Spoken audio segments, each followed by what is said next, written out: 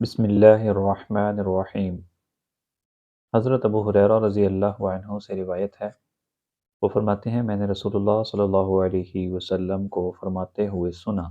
اللہ کی قسم میں اللہ تعالیٰ سے ایک ایک دن میں 70 مرتبہ سے زیادہ توبہ اور استغفار کرتا ہوں۔ حضرت ابو موسیٰ عبداللہ بن قیس رضی اللہ عنہ سے روایت ہے کہ حضور صلی اللہ علیہ وسلم نے فرمایا، اللہ تعالیٰ رات کو اپنا ہاتھ پھیلاتے ہیں تاکہ دن میں گناہ کرنے والا رات کو توبہ کرے، اور دن کو بھی اپنا دست قدرت پھیلاتے ہیں تاکہ رات کو گناہ کرنے والا دن کو توبہ کرے، اور یہ معافی کا سلسلہ یوں ہی چلتا رہے گا یہاں تک کہ قرب قیامت مغرب سے سورج طلوع ہوگا۔ حضرت ابو ہریرہ رضی اللہ عنہ سے روایت ہے کہ نبی اکرم صلی اللہ علیہ وسلم نے فرمایا،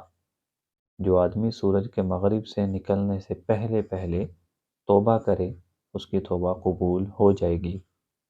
حدیث کا مطلب یہ ہے کہ موت اور قیامت سے پہلے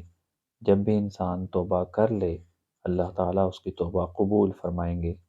حضرت عبداللہ ابن عباس رضی اللہ عنہما سے روایت ہے کہ رسول اللہ صلی اللہ علیہ وسلم نے ارشاد فرمایا،